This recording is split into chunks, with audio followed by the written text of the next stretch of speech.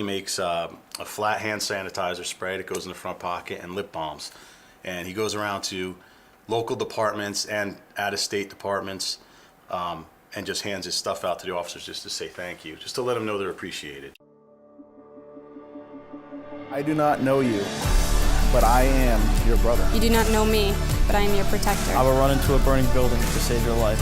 Though I do not know your name, I will take a bullet for you. Though we've never met, I believe in duty and sacrifice of self. Your family is my family. Is my family. Your life is my duty.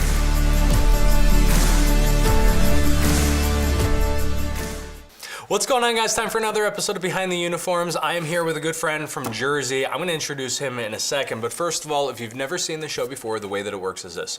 We invite first responders, veterans, active, retired, doesn't matter. They come to the whiskey wall, bring a bottle of whiskey, we share a cocktail, they tell you about a good day and about a bad day to show that they're just like you and I. They just want to go home to their families at the end of the day. The difference between them and us is that they're a little screwed up, in the sense that they will run towards the sound of gunfire. They will put their own lives in harm's way to protect us. So for those of you, again, who have never seen this before, we do keep a bottle of whiskey and an empty glass here at the Whiskey Wall, and this is a tribute to the men and women who paid the ultimate sacrifice and who will never be able to join us to share with you their stories. So without further ado, tell them all who you are.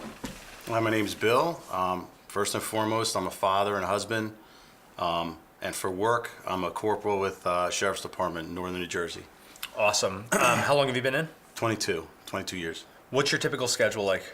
Right now, I work straight days. I got a gig now where I take a work crew out to do work around the facility, but a couple days I'm on the road transporting around the state. But I did like 18 and a half, almost 19 years on shift. So you want to start, we're going to talk about your kid in a little bit at the end of this, and then we're going to get him on a future episode, but you want to start with a good day or a bad day? Well, a good day in a correctional facility, anyone will tell you, is when nothing goes on.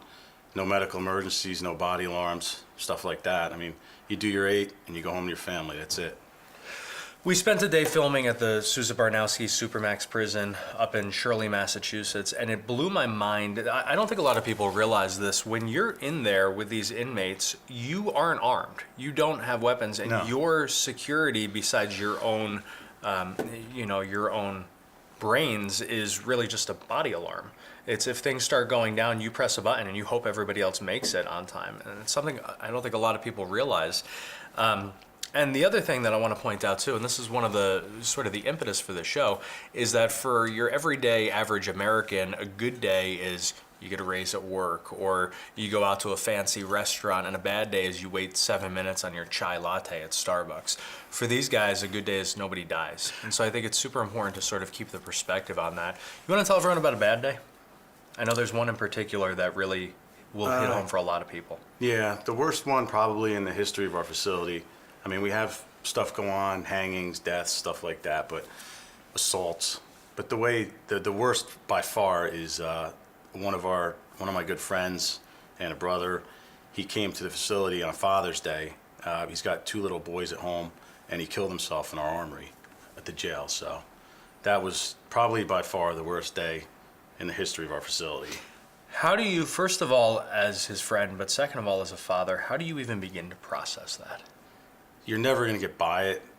I mean, there's stuff that you could just never get over, but you try to talk to people. And I had an experience with this when I was younger, so I kind of knew what was going on. And I actually went out and talked to some people, other officers that I work with, just to see what their frame of mind is. Because you worry after something like that happens, that the shock of it all, some people have never seen stuff like that, it can really mess them up. How do you talk to your own family about that? Or do you? I don't bring a lot of it home. You know what I mean? When my thing is when I'm off, I'm off. I'm not bringing the job. I don't live it 24 hours a day. You know what I mean? I want to go home to my kids and play and do my stuff with them. You know what I mean? Do you think in the world of policing we're doing enough about or talking enough about post-traumatic stress as a cumulative problem? I think it's coming. Guys like you bring it out in the open. That's a good thing. A lot of people don't realize it because most of the guys in law enforcement just keep to themselves and they're quiet about it. They don't really talk about it with anyone.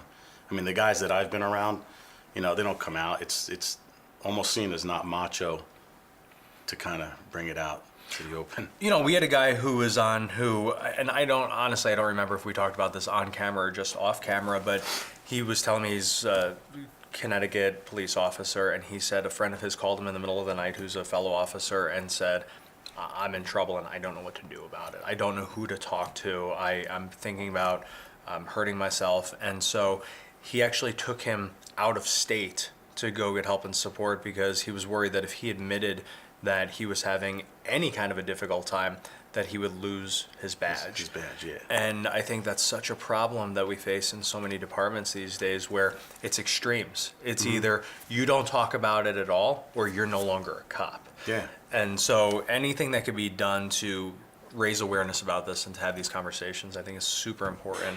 I want to talk for a second about your kid, and we're going to get him on another episode, but tell everyone about Max and sort of what he's doing and why. Max, my middle son, he's 11. He started a company 2 years ago called No Max. He has a separate line. He makes personal care products, organic personal care products, but he started a separate line for law enforcement called Behind the Blue. It's in support of law enforcement, and he donates 50% of his proceeds from it to the COPS organization, which is Concerns of Police Survivors. He makes a flat hand sanitizer spray that goes in the front pocket and lip balms.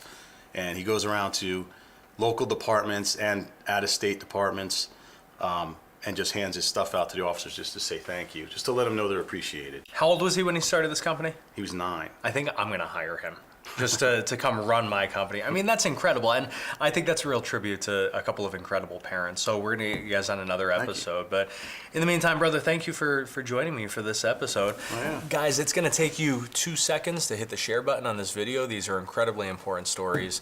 I hope that you will all help me get them out there. To those of you who serve and protect our communities in our country, thank you. God bless. God bless America. Cheer. Oh, you beat me to it.